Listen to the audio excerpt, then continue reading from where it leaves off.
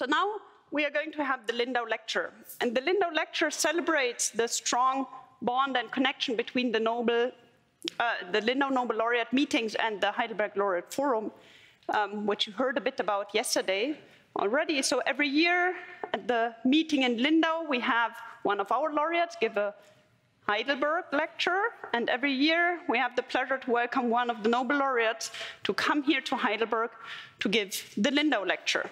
And so today it's my pleasure to introduce Lou Ignarro. Lou received the Nobel Prize in Medicine in 1998, together with Robert Furchgott and Ferid Murad, for their discoveries concerning nitric oxide as a signaling molecule in the cardiovascular system. I was told, Lou, that you're also known as Dr. No. And it's a pleasure to have you. Lou will tell us about nitric oxide, the miracle molecule of health and longevity. Thank you. I practiced it before, but now I... So, Lou, the floor is yours. Thank you.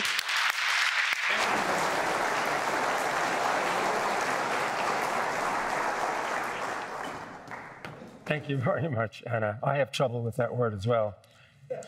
Now, before I begin, I just want to thank the organizers for giving me the opportunity to come to this beautiful city and to give a talk in front of so many people whose discoveries that I use every single day, but I've not met you before, being a physiologist and pharmacologist, so it's great to be here.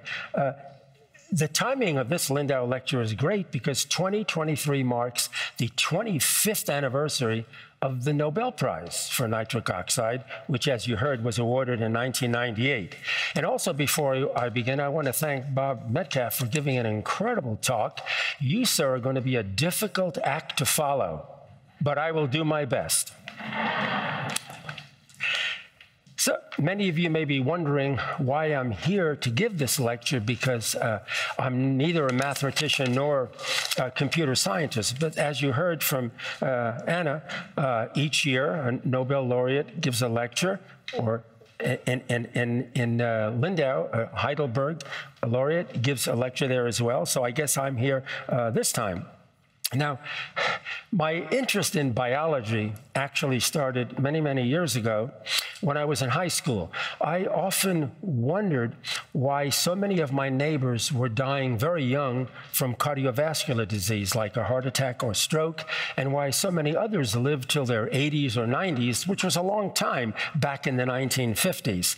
And I just had an idea when I was in high school that just suppose that some of us, or that we all produce a molecule that kind of protects us against cardiovascular disease, but those who get ill maybe don't make enough or any of this molecule. Now, I had no idea what this molecule might be, or even if it existed, but that's just an idea that I had. And I pursued that research for quite some time. And about 30 years later, I happened to come across a molecule that did just that, and that is nitric oxide. And that's what I want to talk about today. Before I begin, though, I do want to remind everyone, because not all of you are chemists, is that I'm talking about the molecule nitric oxide, not nitrous oxide. Nitrous oxide is N2O, and that's an anesthetic that you maybe get when you go to the dentist, or pre-anesthetic just before surgery. And so nitric oxide is really completely different.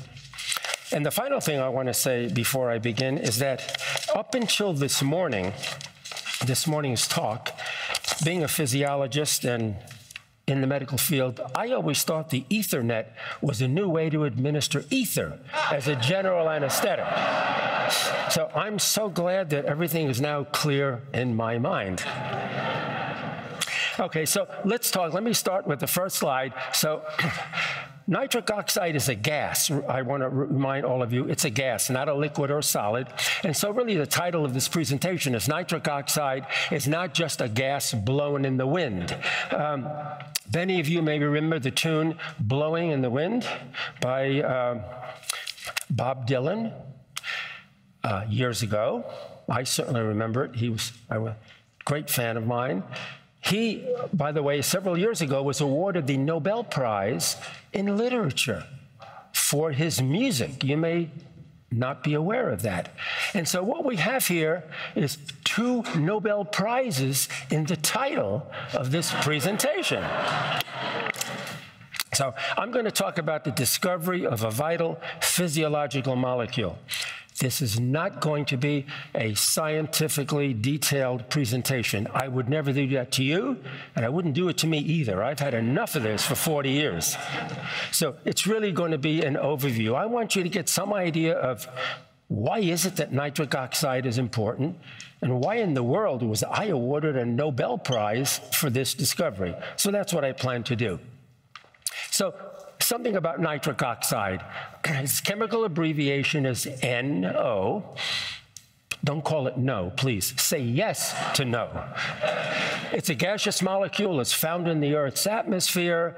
It's considered to be a pollutant gas because it's very highly unstable, has a half-life of a couple of seconds, readily reacts with oxygen in the atmosphere to form NO2, nitrogen dioxide, also known as acid rain. And so this is what the molecule looks like to a chemist with its electronic configuration.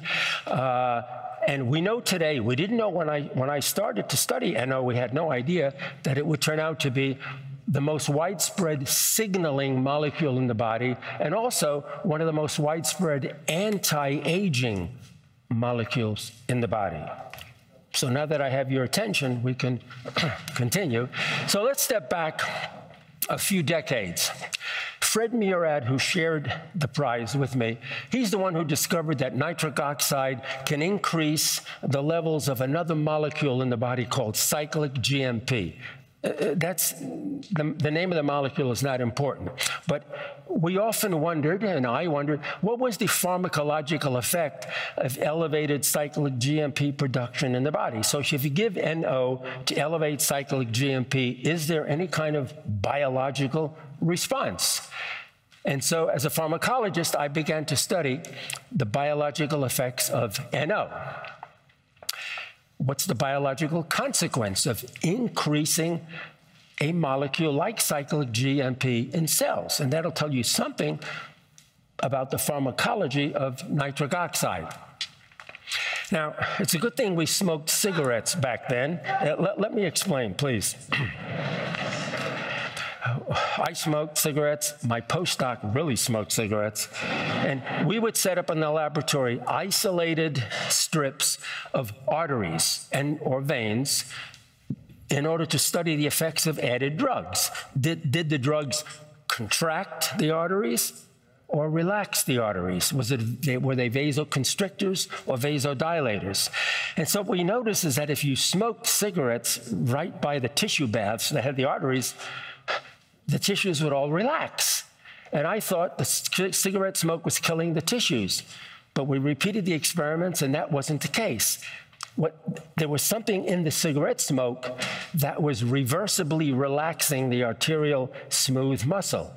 And what's in cigarette smoke? Nicotine. But I knew it couldn't be nicotine because nicotine is a contracting agent. So I went to the library. And I started looking up what is in cigarette smoke. And what I found is that it contained about 800 parts per million of nitric oxide gas. So I said, is it the NO gas that's causing the relaxation? So we bought commercially available purified NO gas, in a metal cylinder.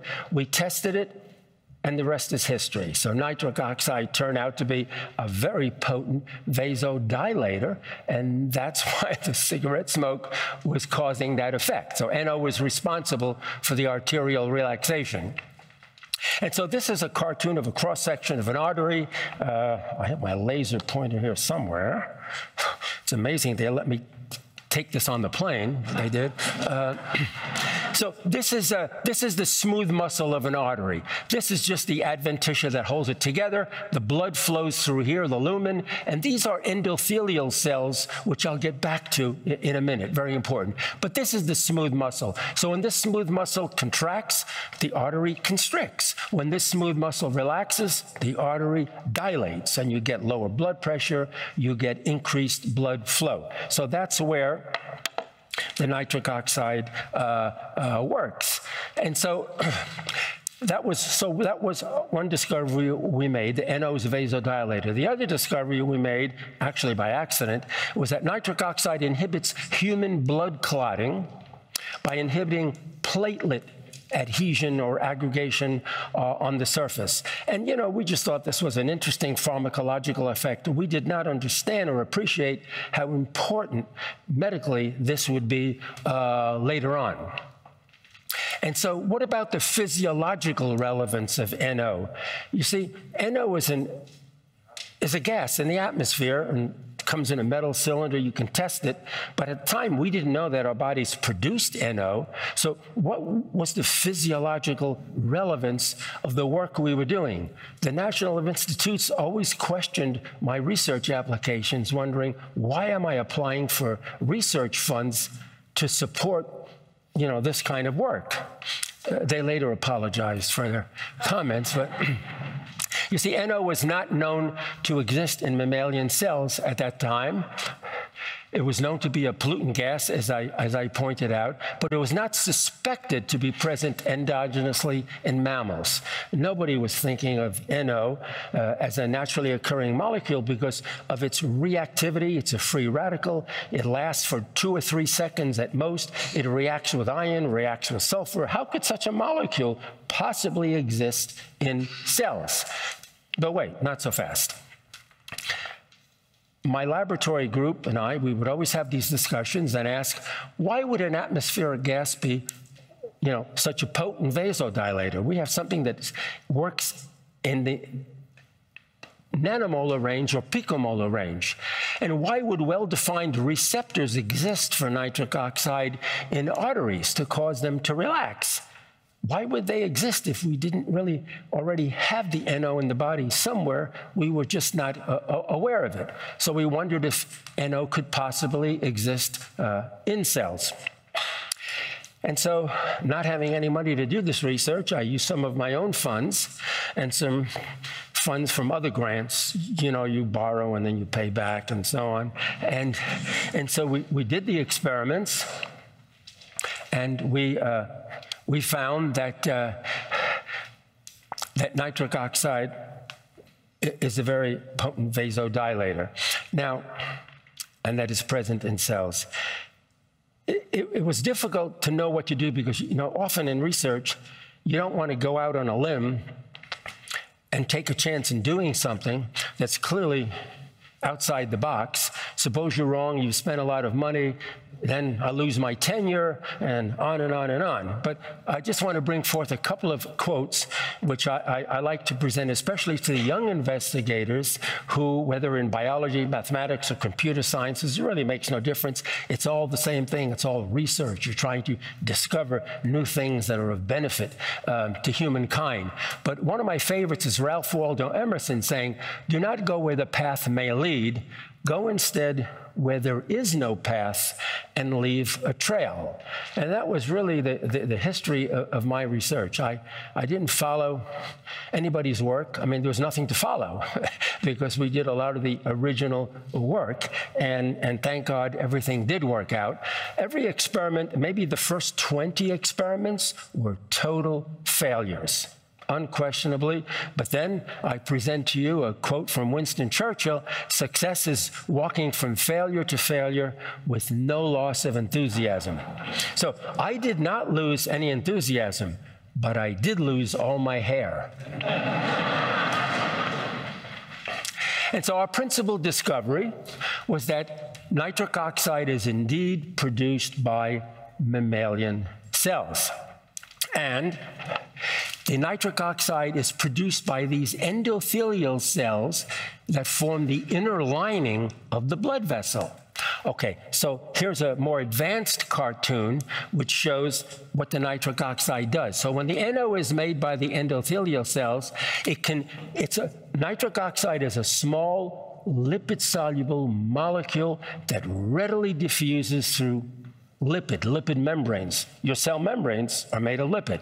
So the NO could diffuse into the smooth muscle to cause relaxation or vasodilation.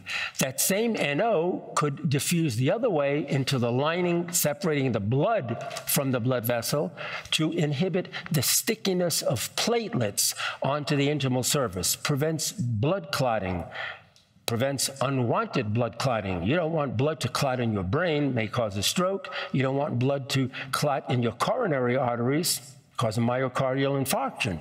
NO protects us against those things. NO can also be diffused into the blood. Most of it's destroyed in the blood, but some of it gets hooked up to hemoglobin, and hemoglobin can transfer the NO downstream and release it at other sites that need NO to dilate the vessels, to bring in more blood and therefore more oxygen and nutrients. And so this was the first demonstration that nitric oxide exists and can be produced by mammalian cells.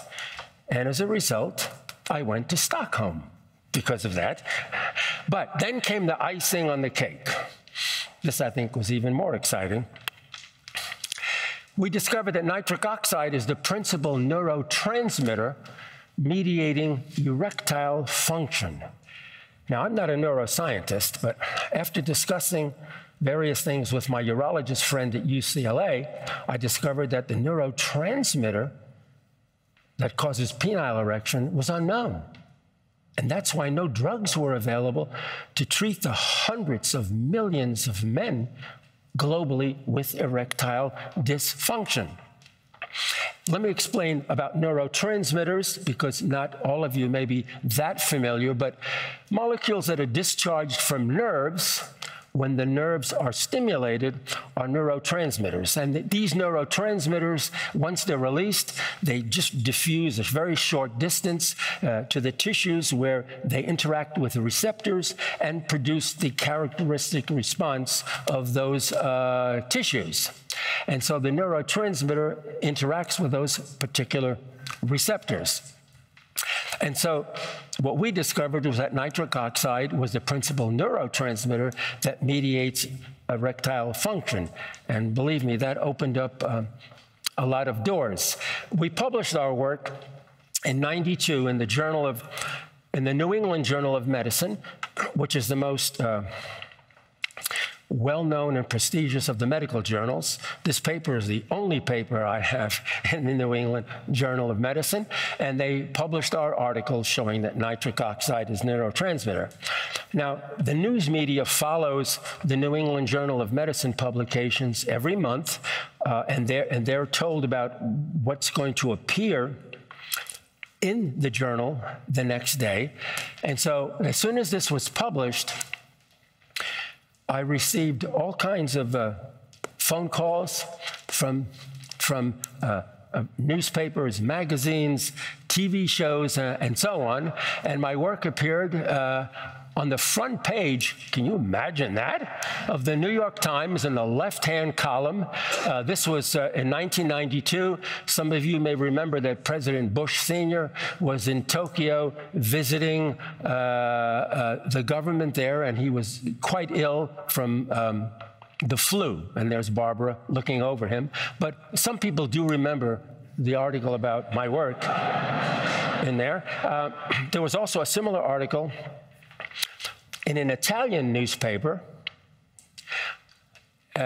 which was published. And, you know, the Italians sometimes express themselves better in pictures than in words.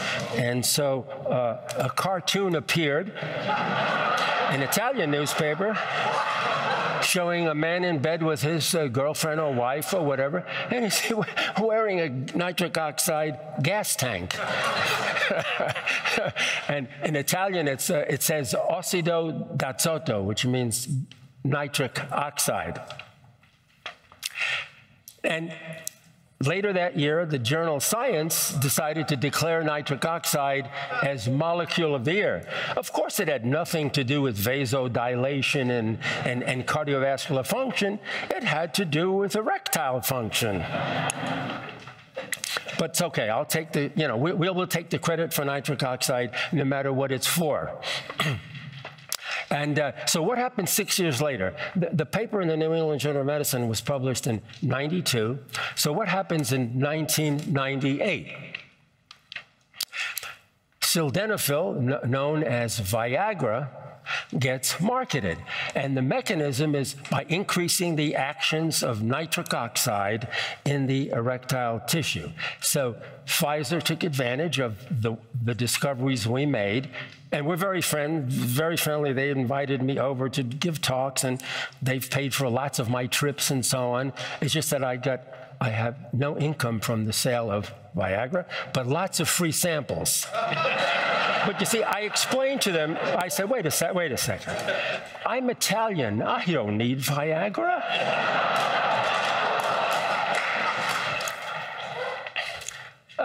And so the marketing of Viagra occurred in March of '98. So what happens in October, just a few months later of '98? The Nobel Prize for nitric oxide gets announced. And, I just thought that was incredible. So I did some research to find out, maybe what prompted them to do this. And I found out that about 75% of the Nobel Committee members were men over the age of 60.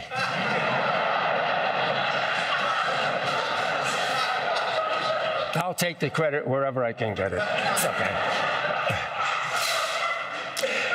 And here I am, later that year, receiving the Nobel Prize in Stockholm, Sweden. And the reason I'm showing you this is not to show off that I've gotten the Nobel Prize. So many of you won so many incredible awards. The Nobel Prize is just another one. But what I want to point out is that look what we're standing on.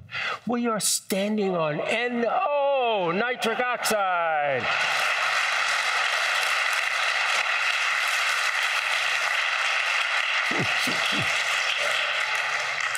That was the only thing my mother understood about all my work.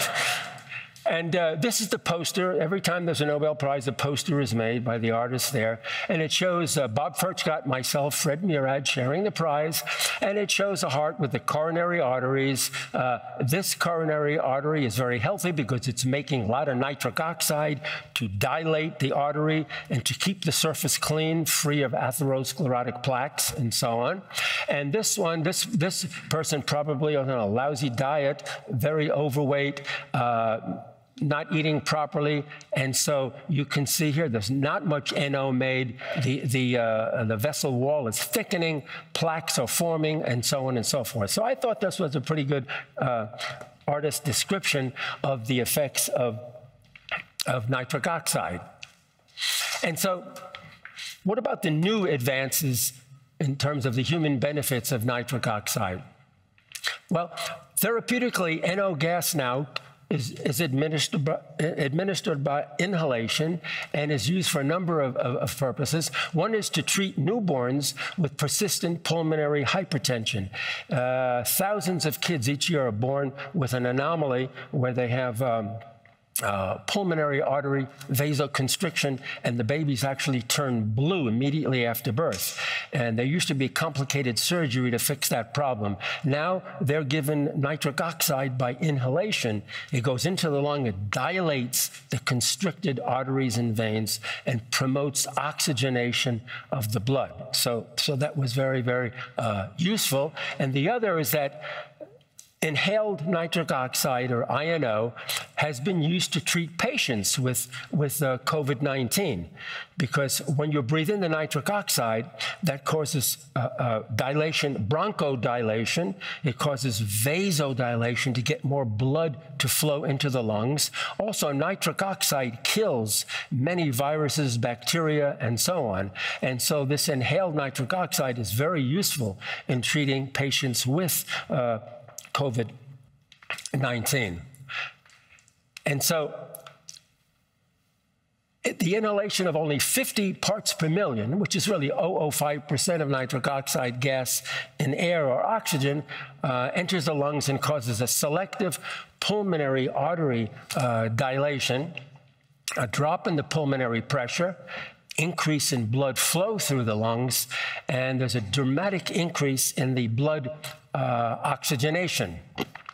And actually, I've seen this at the Massachusetts General Hospital. When these babies are born, they're a couple of days old, if that old, they're blue.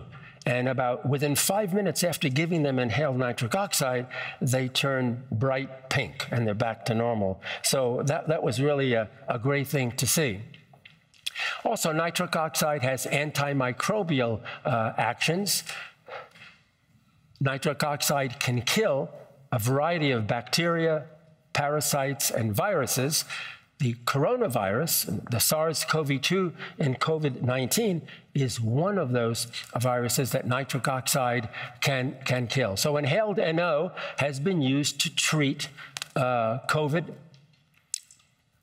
And these patients die from inflammation and thrombosis in the lungs. And so by giving the NO, you can actually convert all of these problems. These tissues begin to develop normally.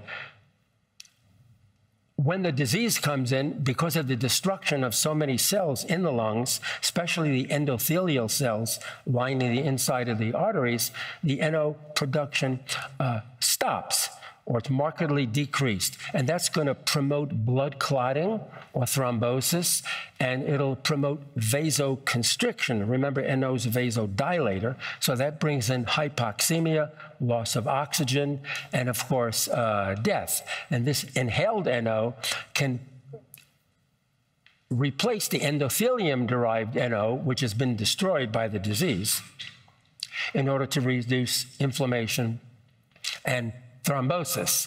And so one of the things that came up is how to breathe during the COVID-19 pandemic. You know, the nasal mucosa produces large amounts of nitric oxide right in your nose. When you breathe in, when you breathe out, you're exhaling a lot of nitric oxide. And when you breathe in through your nose, you bring that nitric oxide back into your lungs. The mouth does not produce nitric oxide, only the nose. So inhalation through the nose brings in lots of nasal NO deep into the lungs, whereas inhalation through the mouth does not. So if you breathe in a lot through your nose, you can protect yourself against developing this particular condition. When you breathe in NO, NO is a smooth muscle relaxing agent. It's not only a vasodilator, but it's a bronchodilator as well. So it'll dilate the smaller airways in your lungs to bring in more oxygen. And the inhaled NO also inhibits the replication and growth of the coronavirus. So NO does many different things. Besides affecting smooth muscle to cause relaxation, it can interact with so many different microorganisms to actually either maim them or kill them. So that's why nitric oxide was effective in this situation. And the result is greater oxygenation of the blood and inhibition of thrombosis, or blood clotting. And so in my last slide, I just want to say that after 40 years of basic and clinical research, I've concluded that nitric oxide is truly the miracle molecule of health and longevity. And I never thought the day would come when we would see so many different effects of nitric oxide. I'm going to stop here, and I want to thank you all so much for your attention. Thank you very much.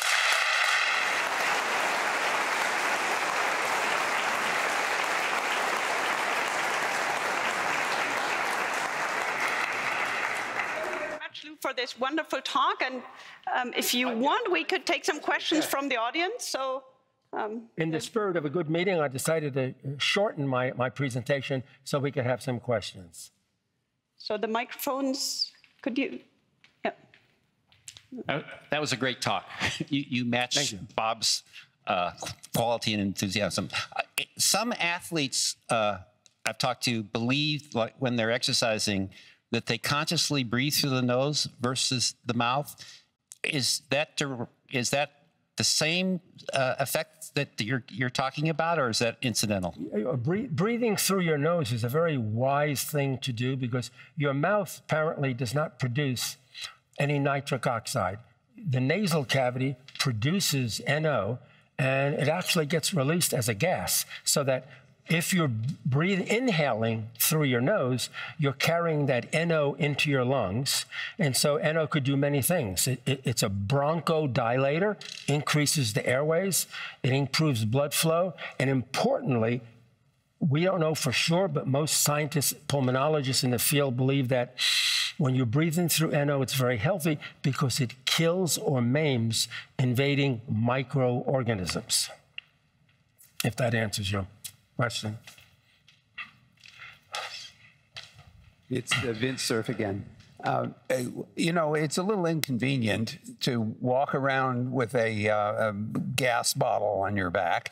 What's the best way to stimulate NO production, apart from maybe taking Viagra every day? Well, yeah. Well, Viagra will work not by increasing NO production, but by increasing the actions of NO.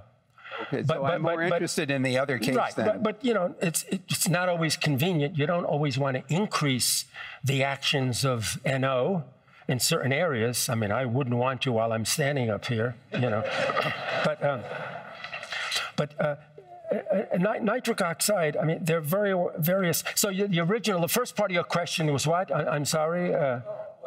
Instead of carrying a gas bottle, is there an alternative way of increasing NO capture and production, apart from the Viagra, which has the side effects that you were mentioning? That's the subject of another talk, but let me make it very brief. Number one, it is very important, and this is only recently publicized work, really not by me. I'm advocating it, but it was published by other people, is whenever you can, you should inhale through your nose. Your nasal cavities make lots of nitric oxide, and we think it's important because it protects your deep airways against invading microorganisms.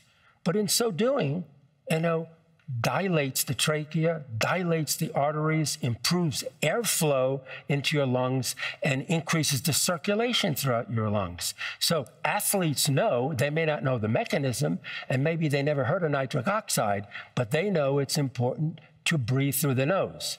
Sometimes if you're exercising too hard, it's impossible. You have to breathe through your mouth to get, you know, the volume of oxygen into your lungs. But then they will breathe through their nose. And so nitric oxide can protect against a lot of airborne diseases. But also eating healthy is also a very great way to increase your nitric oxide. You don't always have to wear a nitric oxide gas tank. It's been shown in the last 25 years, and that's a different subject, but eating healthy, balanced nutrition and at least moderate exercise, well known now, thousands of publications, well known to increase nitric oxide production. By eating healthy, I'm talking about eating lots of fruits and vegetables, which have antioxidants that can block the oxidizing agents, destroy nitric oxide. If you can block the oxidant effects, you can boost your nitric oxide. So eating healthy will boost your NO, or nitric oxide, and that's something that you want to do. Exercise is well known. When blood flow increases through blood vessels, it stimulates the inside of your blood vessels to make lots of NO. Why? NO is a vasodilator. So when you exercise, the NO is produced in your blood vessel to widen it so that more blood and therefore more oxygen can be delivered to tissues. So that's why we say today that healthy, balanced diet and exercise, that's the best thing for longevity. Makes a lot of sense. Now, we knew that before nitric oxide, but we couldn't explain why. Now we can explain it.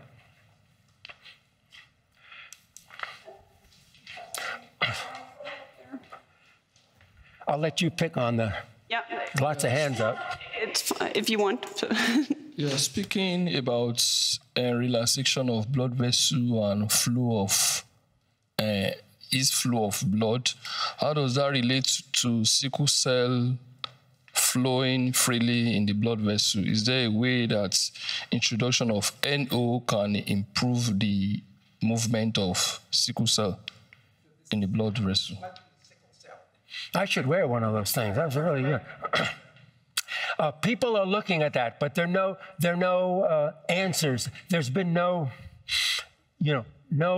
breakthrough research in that area, so far as I know. But that's a very important question that you raise, and people are looking at it. But I don't think any progress that I can really talk about has been made. Sorry.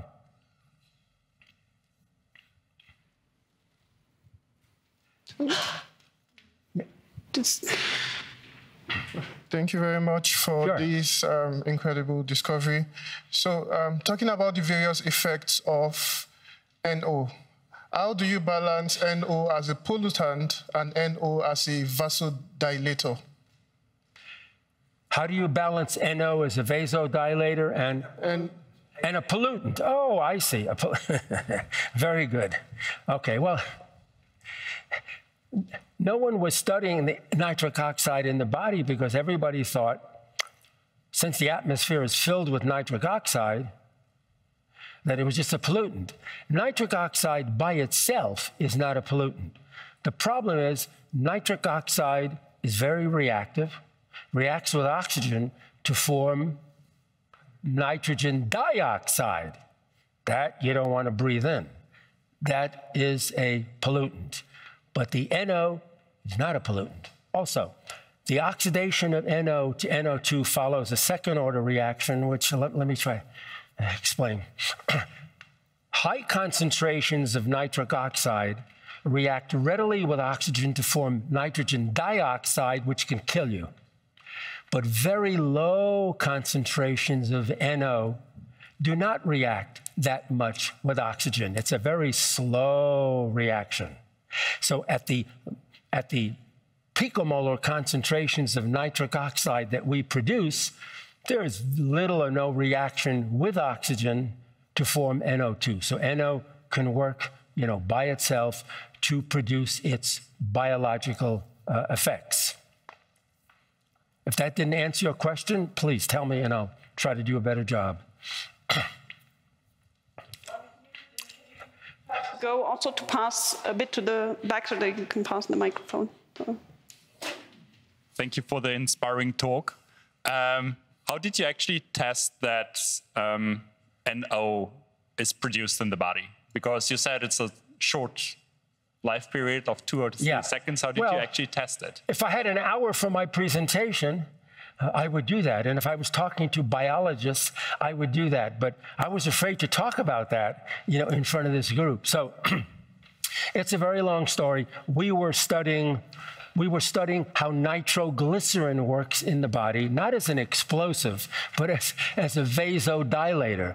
And we discovered that nitroglycerin has 3 NO2 groups on it. We discovered that one of those NO2 groups is converted to NO, and the reason why nitroglycerin is such an effective vasodilator is because it is metabolized or converted to NO, nitric oxide. And then we began to study nitric oxide. I was very impressed with its potency to cause vasodilation and inhibition of platelet clumping, and so on. And that's how we discovered these actions of nitric oxide. It wasn't just an idea I pulled out of the sky and decided to test NO. Science doesn't work that way, at least not the biological sciences.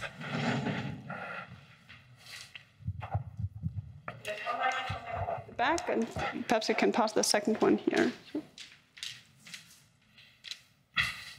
Hello, thank you again for the talk. I was just wondering, how NO acts as for example, as a doping agent. Can we take a puff of NO every day and athletes can run better? Or a puff of NO before writing a paper to write better papers? Well, as I pointed out, cigarette smoke contains 800 parts per million of NO. However, cigarette smoke contains a lot more of a variety of carcinogens that cause lung cancer. So it's not wise to smoke cigarettes for your NO. Many asthmatic patients for years would smoke cigarettes in the morning and get relieved of their asthma because NO was producing bronchodilation and they could breathe better. But then 30 years later, got lung cancer.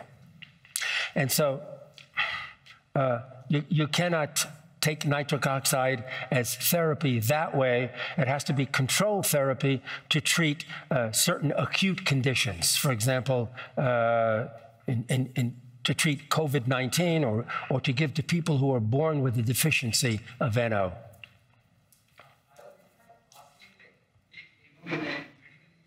I'm sorry, I can't hear.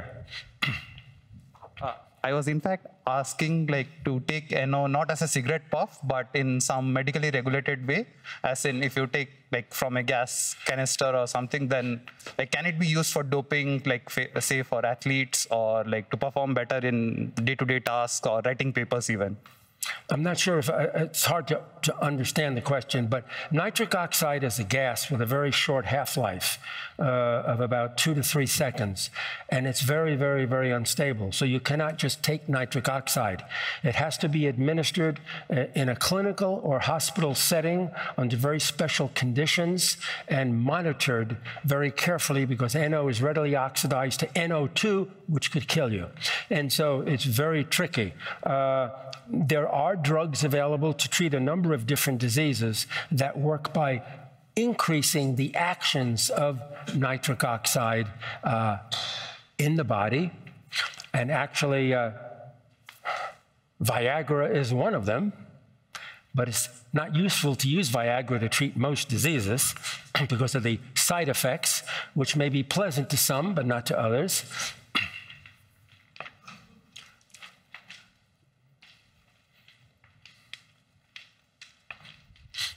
You mentioned earlier nitroglycerin as a possible source of NO. Would a regular dose of nitroglycerin make any sense?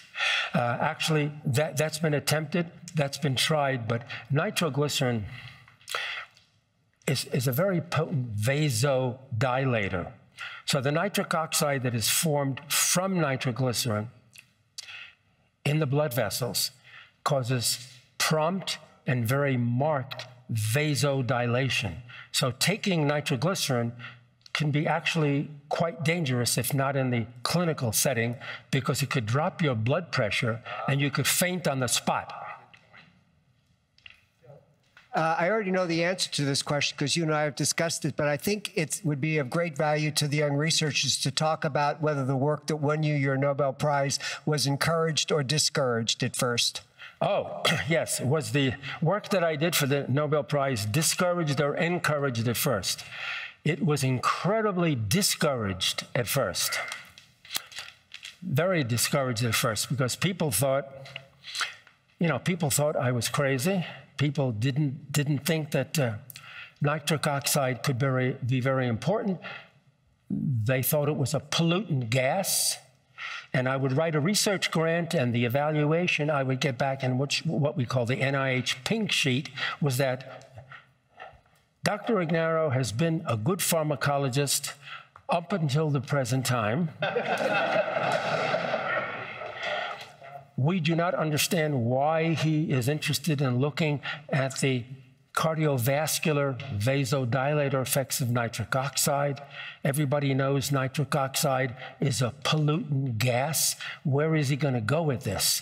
I had a lot of trouble, not only a lot of trouble raising funds, but the dean of the medical school would come down to me and say, Lou, you've been doing such great work up until now. That's why we hired you.